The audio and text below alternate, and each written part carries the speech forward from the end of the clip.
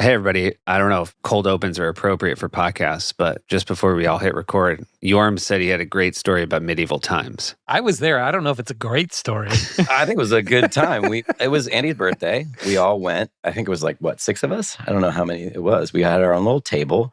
We've had mutton, probably. I can't remember what else we had. We really cheered our hearts out for Azul. That was my favorite night. I loved Azul. You remember the name of one of the nights? That's impressive. Yeah, it's amazing what I do and don't remember, guys. He didn't remember if it was a birthday or how many people, but he knew Azul. Azul. I just remember screaming Azul at the top of my lungs and pounding on the cutlery. You could get like pots, things came in pots, and pounding on things, and everyone kept saying, stop. There was a lot of mead. Where do you feel like this is as far as a good story, Andy? Well, I got pretty drunk, and then I stole a princess hat from the gift shop, and then I jumped on someone's car in the parking lot, as I remember. Now I feel like you're just making stuff up. No, that all happened. I can vouch for this. Yes. Oh, this is real? Yeah, that all happened. Also, they give you a picture of your group, and then they come over at the end to make sure that you want to pay for it. And I was like, I don't have it anymore. And they were like, Yeah, he stole sir, it. you clearly have the picture. We were like 22 and broke, and we went out there, and whatever like volume, whatever decibel level you're supposed to yell to like root on your night, Azul, your picture double all the time. We're all like, yay, Azul, and yours like, Azul! It was like hurting. That's why he's remembering people coming over to tell him to take it down a notch. Hey, like, whoa, the horses are going to get scared. So you were behaving as a modern human in a way that was inappropriate for medieval times. That's right. You could say that. Where famously almost everything went. Everything was allowed. Yeah, no. That didn't fly at medieval times. Yeah. Well, I don't know if this bodes well for the future of cold opens on the pod. I think Yorm panicked once it was teed up that he was going to tell a good story, and he told all of the parts out of order and not with any particular aplomb. I worry with you guys that my time is limited, so I try to give it. I got 45 seconds to impress everybody with my drunkenness. It was a little bit like we were like, all right, plot of Michael Clayton, you have 30 seconds, and then we're pulling your mic. Go. He's a lawyer. He's a lawyer. He has a briefcase. Oh boy, that's not important. Can I take a stab at it, Yorm? Fine. It was my 22nd birthday, and I wanted to go to medieval times, and we all went as a big group. And the last thing I remember is Yorma in a princess hat that he stole from the gift shop, standing in the parking lot as slow traffic went out of the parking lot, screaming at the top of his lungs, Probably Azul as well. Azul! He fucking won! It went from us being like, let's go to medieval times, that'll be a lark, to that image that I will never forget. Okay. Well, One of my friends once decided after a long night of drinking, we were at a restaurant that had a neon World Cup 94 sign. And he decided he was going to steal it. you need it. And we were like, don't steal it. And he put it under his coat and walked out. And I would say what he looked like to the people who worked there was a guy with a giant neon sign under his coat with a cord dragging behind him. And they called the cops, and he ran out of the restaurant, then up, we were in Chicago, up the stairs to the L and was waiting for his train. And then he would have a good escape. And 2 cops walked up, and like in the history of being a cop, it was just clearly the easiest nab of all time. It's like, hey, you're under arrest. And he's like, yeah. It would be like if they put him in the lineup with like 4 other guys, and they're like, okay, so who was it? And only one of them had a giant neon sign with the cord hanging off, stuffed under his jacket. It's honestly just an I think you should leave sketch. He's just he's dressed like a hot dog. I don't know what you're talking about. I've been framed. I think it was that guy. I think it was the other guy. This guy asked me to hold this neon sign. Let me tell you everything I know. The Lonely Island Seth Meyers podcast show. All right, so Space Olympics, I don't have to tell you guys, not historically the biggest hit off Incredibad. A lot of songs off Incredibad are going to land with a great deal more fanfare when they become shorts. Yet it's the first one you decide to do for the season premiere of SNL. Is it because Phelps is the host? Yes. With a bullet, yes. 1,000,000%. Like, there's no part of us that was like, Space Olympics is one of our best ones that we have to lead with. We were like, oh, shit. Well, Season premiere, guys. We got to bring it. Now, the best thing about this, there's so many great things. He's barely in it. Right. Yeah. So, It's not like you make it about him. right. You almost have to, as a viewer, do the work of, oh, I bet they did this because he was there. Even people who don't know how TV works were probably like, and then he didn't have time to do the pre-tape. Yeah. It excuses it. Very much so. It was an Olympic-themed episode, and here's a song about Olympics. Olympic-themed episodes are interesting because you think during the Summer Olympics that it will be the biggest story in the world. And then by September, when the show premieres, it's kind of already not. Well, that's an interesting thing for you to say, specifically with me around after doing our pole vaulter bit this year. Well, still, we built in that it was late. The whole premise was that it was too late. Yeah, that was. Well, the whole premise was about his giant dong. Yeah. Phelpsy came in, hosted, and also I remember sitting in that house that we talked about at length during the Incredibad episodes. You played Space Olympics for me, Andy, and I laughed so hard that I was wheezing. Now, it is a certain kind of song that I love a great deal, which is it's a lot about logistics and big singing about small things. And again, I keep tipping, I wish it would rain. Yeah. It is the same thing, kind of. Yeah. Well, yeah. Almost a waste of time. Strained, weird singing. I will say Space Olympics was very much a solo joint. Yeah, it was. I love that beat. It's another Drew Campbell beat. And I immediately was like, I just love the melody of this and the futurism of it. I wrote, I think, a good deal of it before anyone even took a look at it, Keevan Yorm-wise. And I think it shows. The one thing looking back on it that I really am shocked by, and shocked that people don't have more of a problem with, is there's like 30 to 40 seconds of vamping vocals at the top, like not even words. I was shocked by what I would consider almost dead air. Yes. In the video. Yeah. And I'd attribute it to you were writing the song based on the music, everything you just said, not thinking necessarily about a video at all. No. So it was like, oh, wow, we're free of thinking about videos and thinking about the audience. We're finally alone in Encino getting to just make art and make our music. And it's going to be, our funny music, but it's for the album experience. Mm. And you really feel that when you're watching the short, because boy, oh boy, there's vamping. There's even moments though where you're not, there's no vocal. Correct. There's just music playing and shots of you kind of moving around. Yep, just kind of grooving. I love that you're bringing this up, Keith. Andy, now respond to that. Was that how you felt about it? That this was just like, fucking love this beat, let this shit ride. I'm making art. I mean, I know we talked about it at the time. I'm sure I played it and Akiva was like, seems like a lot of dead air at the top. And I was like, I know. And being like, I know, right? I think that fact in like an anti-comedy way was funny to me. I don't think it's something we didn't think about. All right. So not art, but a different kind of joke. No, we knew. We were like, what is going to be on screen during these long gaps between jokes? Yes. It may have been, though, that the build just needed that build, though. It just maybe needed that. Can I just say one thing? Because Andy brought up that he oftentimes was very late to get up. Out of the three of us, he is the late riser usually. But I feel like this one was one that I remember walking into our little shitty room that we made all our music in. And he was like, I was halfway through. Like one of those, like, oh. He got this idea and woke up at 7 a.m. That's how He's like, I got to get it down. I got to lay down May track. have been 10, but yeah. Well, in the world of music, I don't think this just applies to comedy music. Being a late riser does not make you the least productive. Oh, no. Yeah, sure. I was on fucking fire during our making of this album. I came up with so many song ideas just sitting in there fucking around. It could have been 3 a.m. too. Maybe I walked in late after That's what I'm saying. Doing something and been like, oh shit, look, this guy's on fire. I was so geeked that we finally were getting to make an album. Yeah, it was good times. Some of the visuals that we get in the long opening vamp. I mean, you do yell reach for the stars pretty early. Right. Which is a hilarious joke. We see you, and there is a moment where the audience laughs at your look. Yep. You have white hair. It's a very good wig. Very good. You're sashed. Good outfit. Mm-hmm. You're out by a city World's field, Fair. right? Yeah. Mm-hmm. We're at the old Men in Black stomping grounds. Yeah. So you're having fun on the set. But like there's a laugh, and then it's so much vamping that by the time you actually start singing, people have become completely used to you, and they don't think there's anything funny about your look anymore.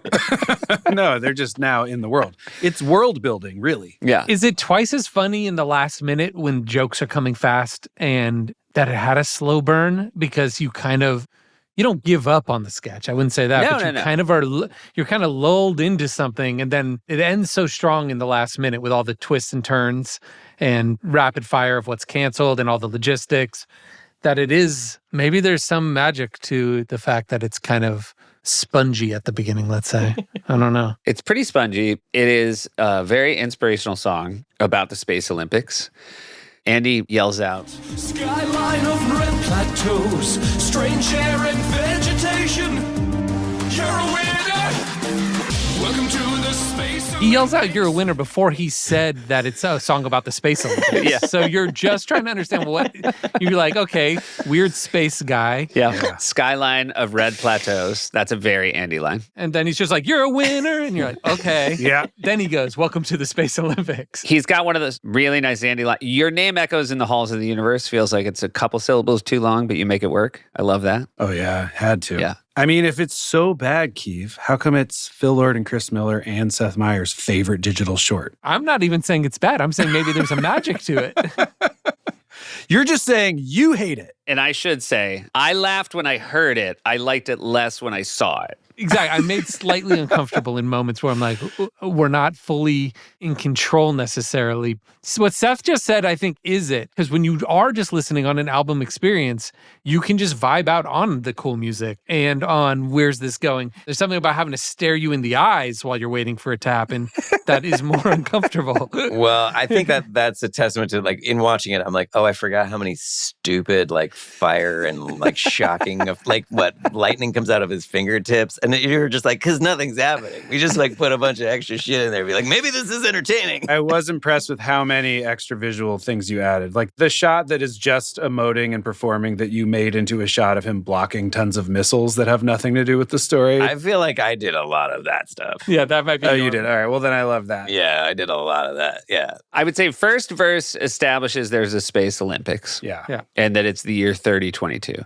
Second verse is the rules of the Space Olympics, and it is immediately, they are not grand at all. Every single galactic athlete needs a coded ID badge. Drug tests are mandatory. You're a winner. The athlete's village is on Zargon. You all get a junior suite. We don't cover incidentals, so keep your ass on the mini bar.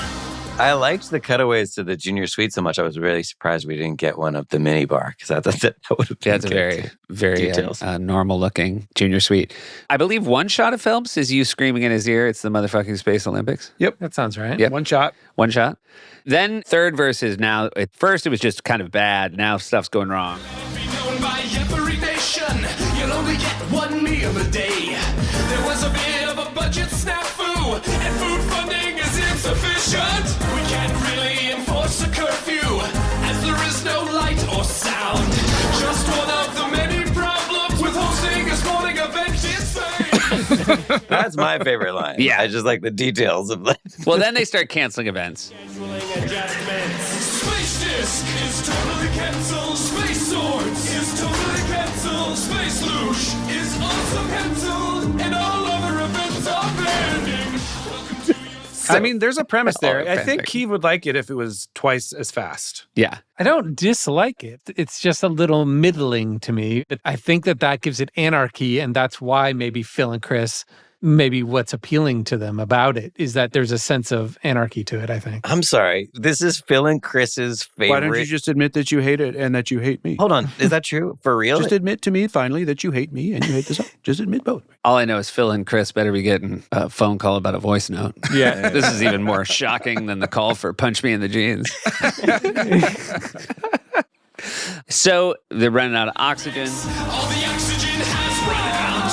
And someone who will not be named accidentally hit self-destruct. As you file to your escape pods, I'll distract the alien hordes. And as I stare death in the face, I know my sins will take me to hell. Do you think he's talking about his sins in relation to what he did by creating Olympics in space, or other sins that have been not named in the song? I was reading it that what he has done to sort of throw the Space Olympics into chaos, those were his sins. And hitting the self-destruct. Yeah. And also he had made the accounting errors. Right. Yeah. And you did the most Andy face of like, all of a sudden you were definitely Andy and not that dude. Yeah. maybe messed up the books. Got it. The last couplet, though, is shocking and resonates more than anything. Do you remember the end of it? It's the craziest left turn. Oh, you mean that it goes into a Justin Timberlake song? Yeah. Oh, yeah. You do it for the love, my love. And there ain't no woman that can take yours, my love. And then he realized as he was writing it, I remember just being like, you know what, this melody sounds a lot like Justin Timberlake. Yeah. All of a sudden that this has been a love song to someone. Yeah. Yeah. Yeah, I guess. The Space Olympics song about just all about logistics of Space Olympics, but it turned out that you had written it to a woman and you wanted to let them know that no one could take it. Yeah. And luckily we knew Justin, and it wasn't a problem to say that. I mean, we never cleared it or asked. We just did. No, fuck, we're going to get fucked if he listens to this. Very funny to me. He's not going to listen to this. Support for the Lonely Island and Seth Meyers podcast comes from Airbnb. I want to tell you about my brother's wedding. You're well aware that he got married. I was there. Yeah. I witnessed You it. were there. You stayed at a hotel like a sucker. Yeah. Yeah, I did. Well, you know, I had my kids with me, and we did an Airbnb in an A-frame. My kids loved it so much, the adventure of being in a home, especially a home shaped like a letter. One of the ones they knew, you know, A, that's kind of the... It's the first one they learned. Yeah. Even my 3-year-old was excited that the house was shaped like an A. Yeah, it wasn't like a W house. No thanks. And it was nice, too, because, you know, obviously a wedding, I feel like the hotel, and again, you weren't a sucker, the hotel was a great place to be. It was banging. The party was going on all night long. Yeah, but you showed up refreshed. Yeah, I showed up refreshed. I was hearing stuff through the walls all night long. Well, that's the thing, right? There were people there who were really partying. We were not that. This was a lot of adults away from their kids for the weekend, so they were making the best of it. So the Airbnb was nice because, one, I had a place where my kids were not disturbed. Two, I had a place to put my kids so that no one else had to be worried about disturbing them. And also, it was a lovely... I think sometimes it's stressful to have your kids in a hotel. I could not speak highly enough about our A-shaped Airbnb. So thank you to Airbnb. Support comes from Thrive Market. Keeve. Yes! I showed up just for Thrive. You know, I do ad reads sometimes, but I just hopped on because I was excited you were going to do Thrive Market. Sorry for the spoiler. Go ahead.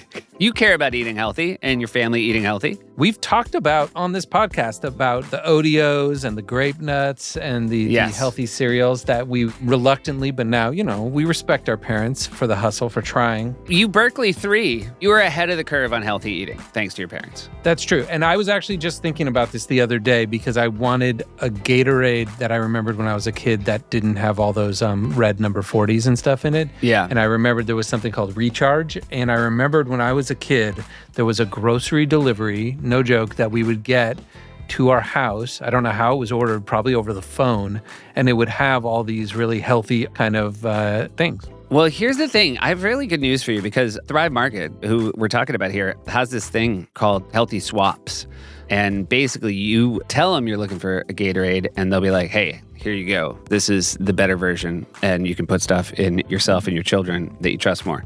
So here's the thing. Thrive Market wants you to get the junk food out of your pantry and out of your bellies. They're trying very hard. They've thought it out. Smart Cart takes the guesswork out of healthy shopping. You create an account. They ask about your family's needs. They build a cart full of cleaner versions of your favorite brands. You can tweak it before checking out, but it's a great way to get started. If you're ready for a junk-free start to 2025, head to thrivemarket.com/island and get 30% off your first order plus a free $60 gift.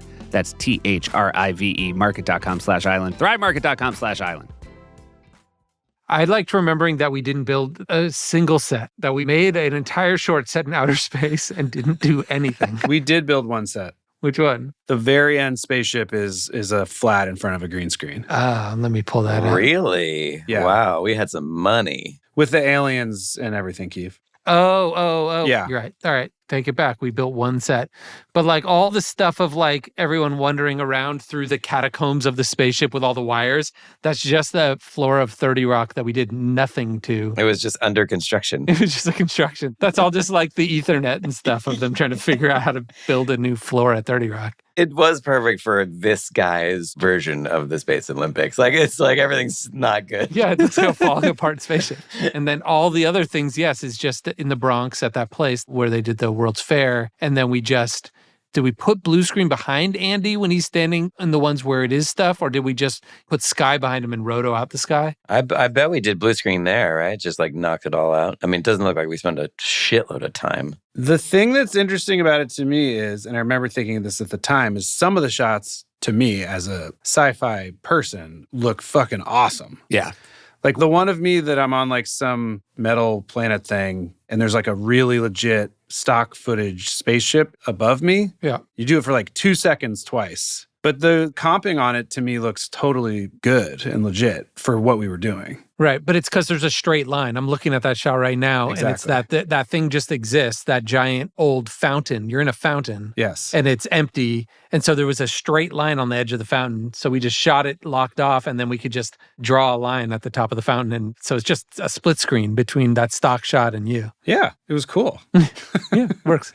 And I thought all the World's Fair stuff looked really cool too. That's true. The World's Fair stuff just looks cool because that's just real shots with that stuff in the background. It's cool. Is that just Rosie? Were we just shooting with Rosie on that one by that point? Yeah. Yeah, we had not graduated to outside of SNL people, really. Anyway, I thought everyone did a great job. I was surprised when there were people, I didn't think it sucked. I think it's good. But I was surprised when some people were like, it was also two other writers, not from SNL, Pete Hike and Alex Gregory. But I remember Pete Hike being like, if that's what your album's like, sign me up. Like as if it was Dick in a Box or I'm on a boat or something. So there is a certain type of person that, again, I think it's the anarchy of it. And this maybe the slow burn into all the jokes at the end. Yeah. I do not just like disagree with you, Andy, but I do want to like have everyone hear that Andy said, I thought some of it looked really great. And then have people go watch it. Just go watch Space Olympics. Yeah. And then see if you thought it looked really great. Well, some of it looks really bad. I mean, the completion of the thought is, and then some of the shots look very, very clearly like lo-fi shitty green screen and takes you out of it. If it all looked incredible, maybe that would be a joke unto itself, that we spent all of that time and energy on making it look like a real sci-fi movie, and the song is so fucking meandering. Yeah, maybe. But also the homemade feeling Tim Nerricky kind of vibe is not bad for it either. No, I think it protects it. So we will say it's not Criterion, but it's best of Sci-Fi Olympics. Oh, that's a category. We've got Kim's video, Sci-Fi Olympics. On the YouTube clip, there's a lot of interesting ones. Sam Jones something says, this is top 5. The lack of an audience reaction actually makes it better because they are in shock.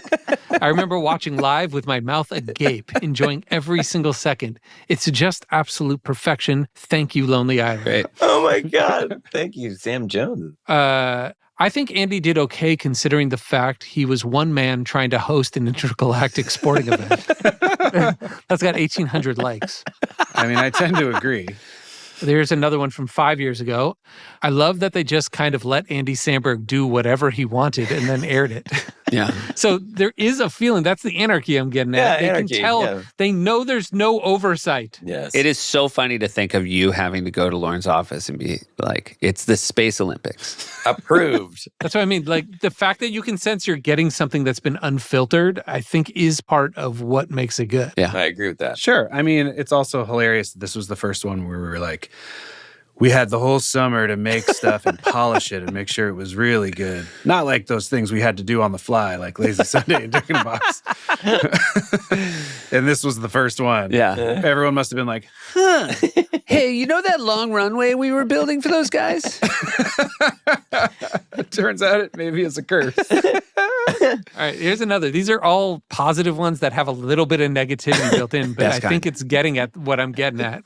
This is from Diana Martins, 31. Literally my favorite digital short ever. Instant classic. I can't wait till they cover this one on the podcast. I love how it basically says nothing for a whole minute, then jumps right in and you're expected to be on board. That's what they love.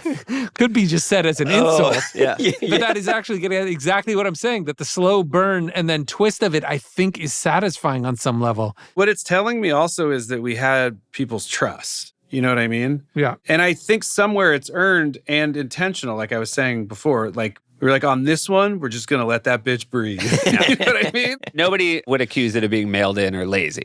No, there's clear effort there. I'll say this, that hearing these comments, I definitely just love humans. Mm-hmm. I do think the people who like this sketch are maybe good people that I like. Yeah.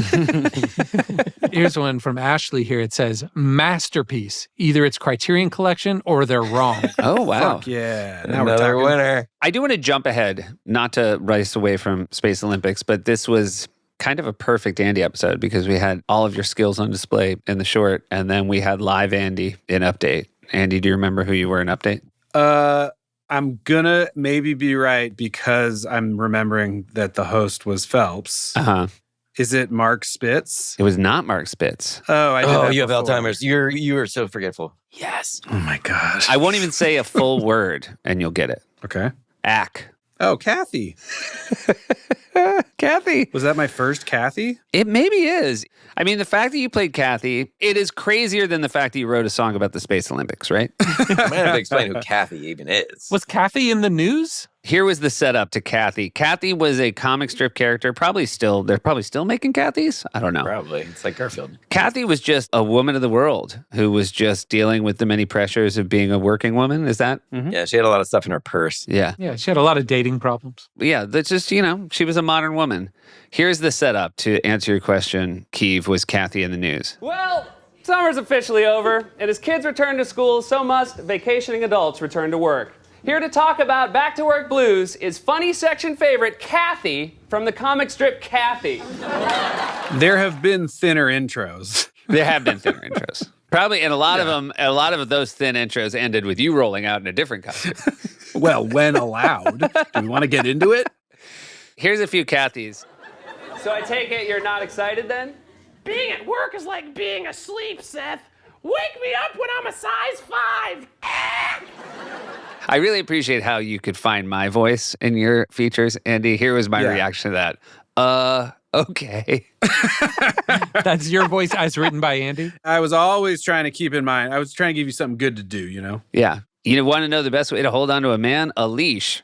My mom drives me crazy. I'm not doing them justice by reading it flatly, but Yeah. Yeah, a leash. My mom drives me crazy. It's like a tag. Yeah, there's timing, Yeah. shockingly. Now I'm thinking it might not be the maiden voyage based on my reaction to this line. Finding a good man is like trying to find something in my purse. Impossible! Chocolate! Yeah, I was waiting for chocolate. That makes me think I've interacted with Cathy before. Yeah, exactly. We all know Cathy. Yeah. Andy, did the woman who created Cathy at some point write you a nice little note? I feel like I remember that. Yes, I still have it up on my wall in my home because it was very meaningful to me. She sent me a framed original 3-cell Cathy strip where Cathy and Irving are talking about watching me playing Cathy on SNL. And it's really sweet and it meant a lot to me. And I sent her flowers back and I hope she got them because she didn't have to do that. It's really lovely. It was not judgmental of Cathy. It was more a celebratory character for you to play. Yes, the joke was much more that I was doing Cathy, not anything about Cathy. I grew up and still, but I just love the funny pages. It just makes me so happy. I love just seeing a whole thing of just a bunch of little cartoons and getting to read them. Just is a wonderful thing. I mean, I feel the same way. It was a big deal. Yeah. It's one of actually the sadder parts of print media dying. Yeah. Is it dying? Oh, boy. His limitless pill wore off. I get the New York Times. I actually get it There it delivered goes. to my house. Queen So bee. to me, in this household, it isn't dying. Oh, hey, I have another podcast. Josh and I interviewed Bill Gates. Whoa. And somehow Wordle came up. And then I said, do you do the spelling bee? And he said, yeah, I do the spelling bee. And I said, do you stop at Genius? And he's like, no, I go to Queen Bee. And I thought it made me laugh so hard that the two people I know who go to Queen Bee are Sandberg and Bill Gates. Are you stopping the story and saying you didn't tell him that I also get Queen Bee? I didn't tell him, mostly because I'm real confident, and do not take this the wrong way, I wasn't getting the sort of cultural literacy from him that he would have any idea who you were. He wasn't going to know who you were talking about. Yeah. Maybe not where he's spending his time.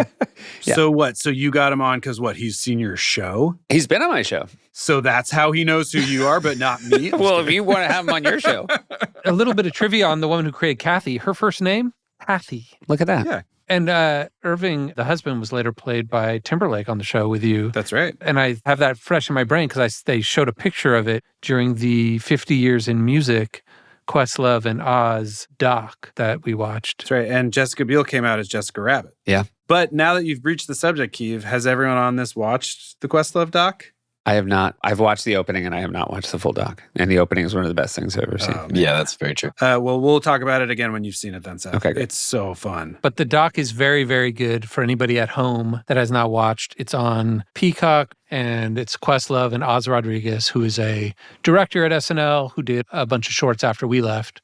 And it's like a 2.5-hour music documentary about the 50 years of music at SNL. And it's truly just a great documentary in general. I've heard great things about all the SNL docs that they've done in Peacock. There's one on auditioning and the writer's room, but that is the one that I think has left people absolutely in awe. Yeah. Those other ones are really good, but they feel a little more like for the super SNL fan, which anybody listening to this probably is. So I would watch all those.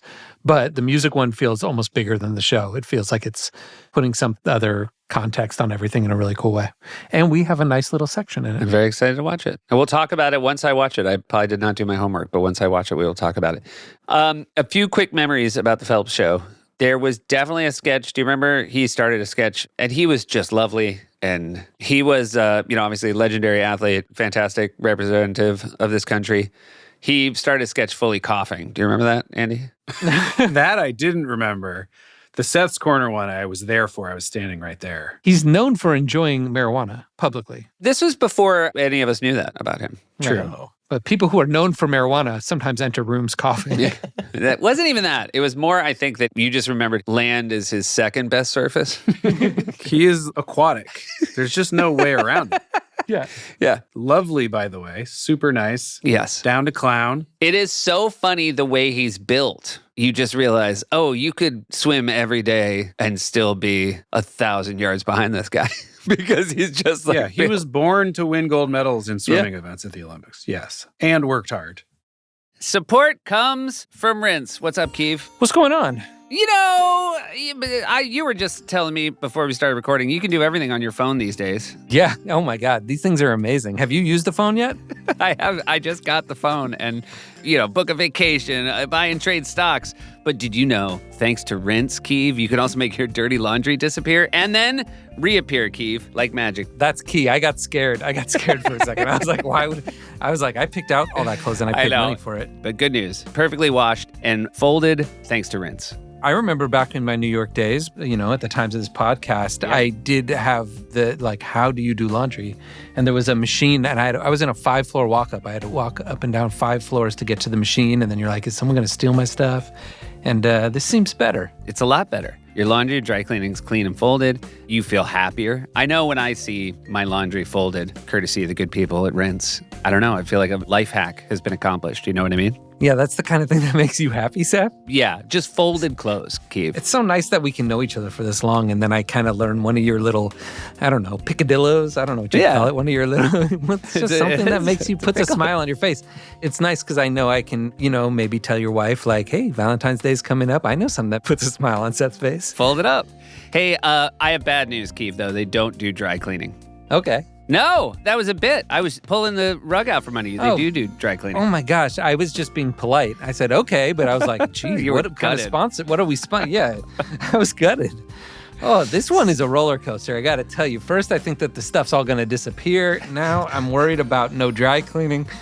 Oh. Now it's all good news. No more back and forth. No more zigging and zagging. You can sign up at rinse.com, get $20 off your first order. That is RINSE.com. Support comes from Aurora Frames. Okay, you guys, I think we all know people who like taking pictures. That seems to be a big thing these days, with us all having cameras in our pockets 24 hours a day. But guess what? Hundreds of those pictures are just being wasted. I would say hundreds of thousands of them. You gotta start putting them to good use with a unique, stylish digital picture frame from Aurora Frames. It was named the #1 digital picture frame by Wirecutter. They know what they're talking about, and for good reason. It's easy to set up, and they have different frame options, which are amazing. You know what I like to do, guys, is I like to go around the world and buy shot glasses, commemorative shot glasses. Got one in Finland recently and took a photo of myself buying it because my wife really hates them. What better way to commemorate the moment by framing it with Aurora and putting it in my house? She hated that as well. Don't take my idea, guys, but you can do your own fun things. Best part is that it comes with unlimited storage. All you need is the free Aurora app with a Wi-Fi connection, and you can upload as many photos and videos as you want year-round. Right now, you can save on the perfect gift that keeps on giving by visiting auroraframes.com. For a limited time, listeners can get $20 off their best-selling Carver Mat frame with code ISLAND. That's AURA frames.com, promo code ISLAND. Don't forget to mention that we sent you to show your support for the show. Terms and conditions apply. You want to go to Seth's Corner real quick? Seth's Corner, you're all invited. Seth's Corner, it's happening right now. Take it away, Seth. Yeah, it was the cold open. It was the Tina Fey as Palin, Amy Poehler, Hillary Clinton cold open. Oh, wow. Yeah. All-time classic. That's an all-time classic. But tonight we are crossing party lines to address the now very ugly role that sexism is playing in the campaign. An issue which I am frankly surprised to hear people suddenly care about. You know, Hillary and I don't agree on everything. I believe that diplomacy should be the cornerstone of any foreign policy.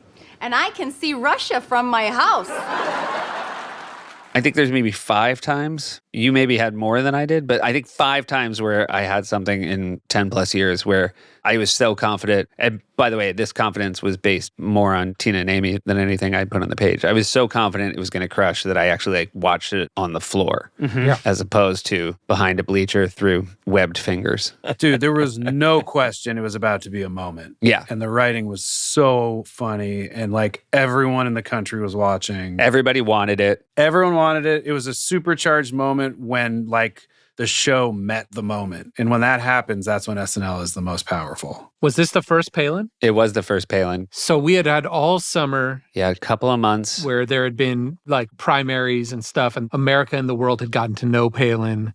And there was all the talk of like, oh, is this going to be Tina? Yes. Who's going to play her? She clearly had the glasses and the brown hair. It seemed like it was going to happen. And this is the payoff moment where everybody's tuning in to see what the take is going to be. And this is a start of a run for you, Seth. Yes. Because you were the one in charge of those. And this was a huge thing for the show. It was incredibly helpful, obviously, to have somebody like Tina involved who was, brought a lot of both performing / writing skills. People forget she was not on the cast at the time. She would come back to do these while she was also doing 30 Rock. One could argue that her sort of de facto joining the cast for a couple of months really lends to Ann Golden era status. Yeah. Agreed. For sure. But yeah, it was thrilling because we had, we'll keep talking about them as they go, but it was maybe the most I felt like you guys felt, which is that, oh, now we got to do one better than that one. Right. Yeah. Pressure was on after that. Yeah, you can tell because we did Space Olympics. Yeah. Right. Just needed to top ourselves. Seth, it might not be our story to tell, but I believe you're aware of it too. That summer, after Palin joined the race and got added to the ticket, Lauren would always tell the story that for like a week, everywhere he went, people kept saying to him, "It's a gift." Yeah. "It's a gift, Mr. Michaels," like his doorman. Yeah. And people like everywhere he went all over town, they were like, "She's perfect. She looks exactly like her. It's a gift." And he took that with him and was like, "All right, like Tina, you kind of, it seems like the universe is just saying this is supposed to happen." Yeah, if my doorman needs you to do it. The way Lauren tells it is both Robert De Niro and his doorman told him on the same day. That's better. Yeah, Yeah. that's right. And it's just at that point. That's probably why I was doing that voice. Yeah, you were. My spot on De Niro. And, I will say there's another thing that happens. I don't quite understand which part of this it is that makes Lauren do this, but people were, again, frothing for it before it even started, which is a nice way to start with a cold open, right? And then it started crushing, and I remember that was one of those times where Lauren, under the bleachers, said, "Get Keith," because he was upset where the flags were in the sketch. Mm. And again, it's so rare where you have written something and you're standing next to Lauren and it's just destroying. And in your head, it's the day he turns and just gives you a firm handshake and said, "I knew you could do it." And instead he's like, "The flags." I know that exact thing. Yeah. It's such a funny move because the amount you want to say, "I'm positive we can move them." Between dress and hair, I'm positive we can move the flags. You're also desperate to not have him miss a joke. 100%. You're down there like, you're talking about the flags. They're doing the setup for the next joke. You're going to miss the next joke. Yeah. If you said that, though, to Lauren, if you said, "You're going to miss the joke," and this is, again, one of his, I think part of it is I'm not going to let people get too low. I'm not going to let people get too high. Right. And if you said, you just missed a joke, he would say, I know that there's good jokes. Yeah. You know, he'd make you feel silly for being needy. Yeah. Yes. Almost like, I know I pay you to write good jokes and I know you can do it. Yeah. Yes, and it's in the show because of the jokes. Yeah. Now it needs to be the right version of the sketch. Yeah, you have to play it real cool. He's good at what he does. But Seth, this is so, I mean, I love talking about all this, but I wasn't even thinking this was going to be Seth's corner. I thought it was going to be the thing you had at Dress that got cut. Was that Justice League? Yes. Tell me about I can't really remember. Oh my God, you have such a bad memory. Yorm's ripped all of us today. Yeah. All three of you guys are a fucking mess. Seth wrote a Justice League sketch with Phelps as Aquaman. I was in it. I don't remember who I was. I might not have been in it, though. Yorm. You were in it. Great. Lockbox. That's an SNL reference.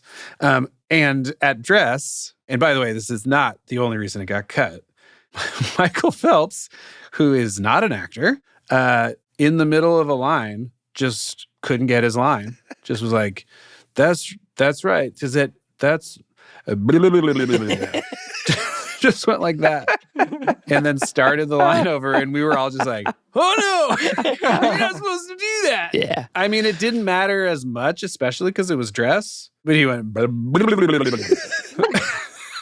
they ought to shake that out. We're like, we're doing the show. All I will say is now, again, sometimes it takes a full 17 years. I definitely should have written a Justice League sketch where every time Aquaman talked, he was super bad at talking. He was quiet and bubbles in his mouth.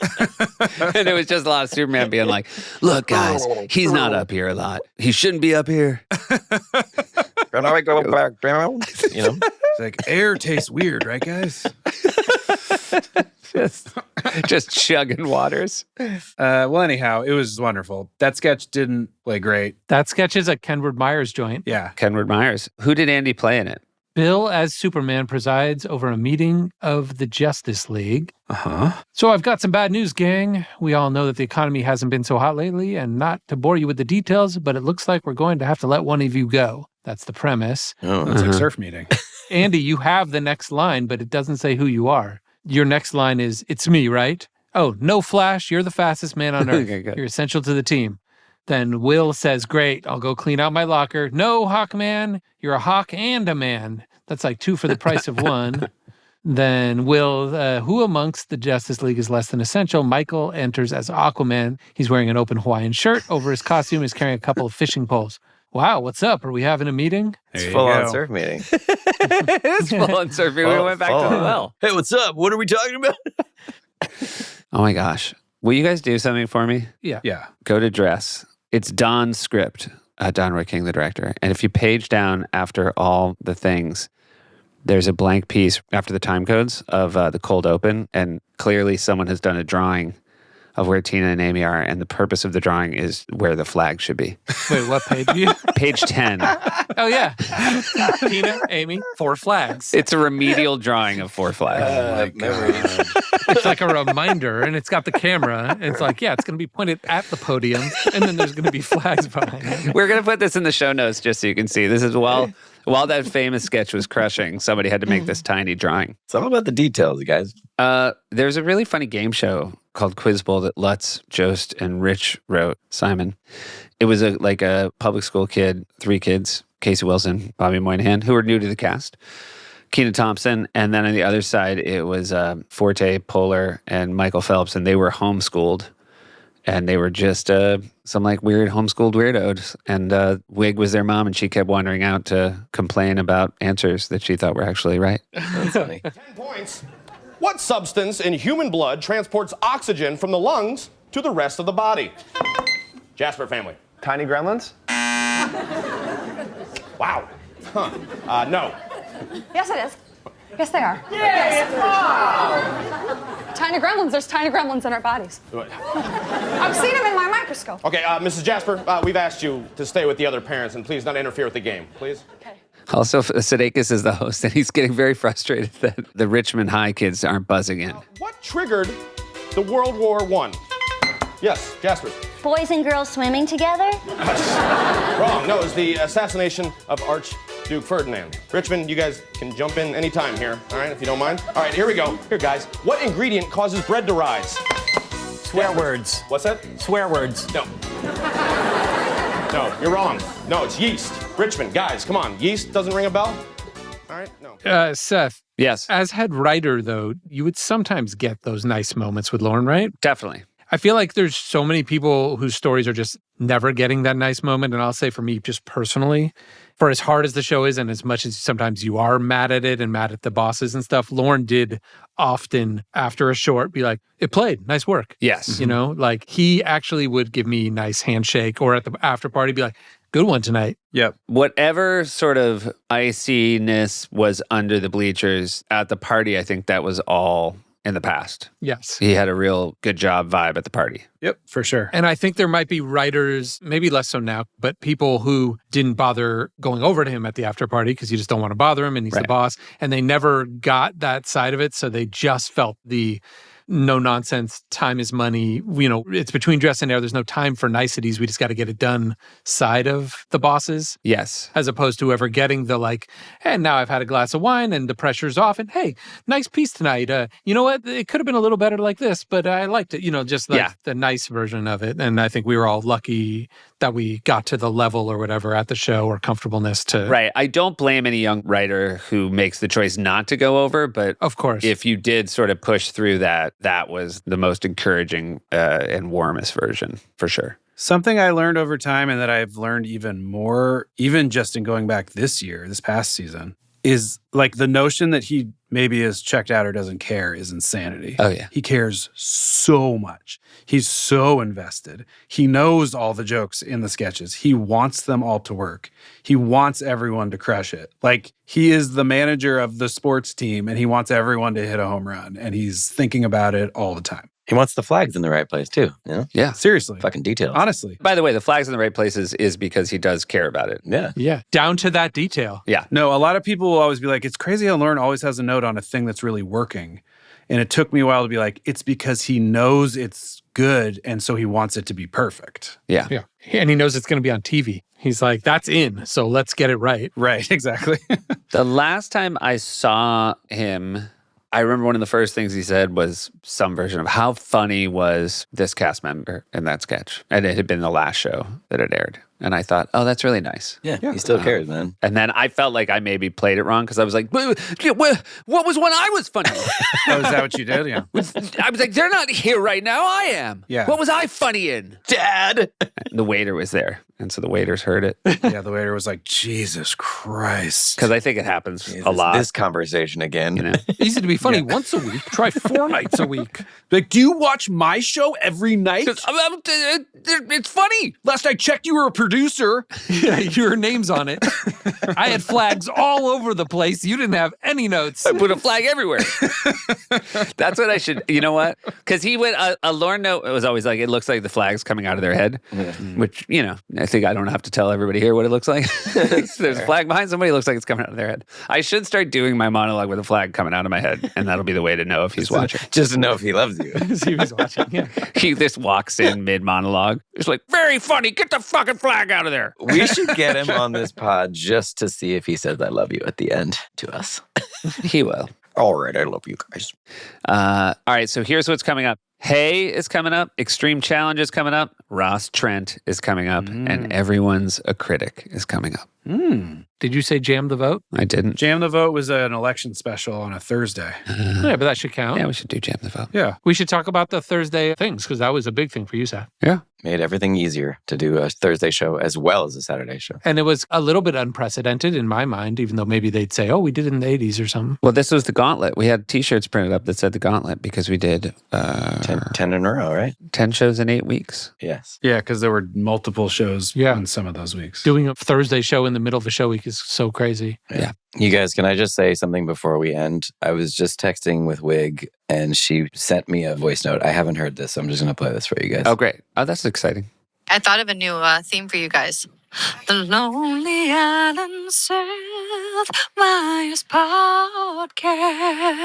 Is that good? It's beautiful. That's great. I also like that she sounds like she's at a park. Right? Yeah, I do. She was at a park and then had to get it on tape before she forgot it.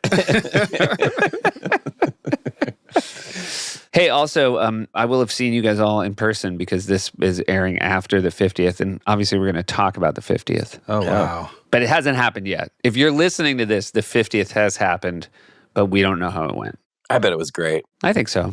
All right. I can't wait to see you guys there, which is in our future and our listeners' past. And also, I love you. Love you. All you guys. Love you. Bye, guys. Bye. Bye. Bye.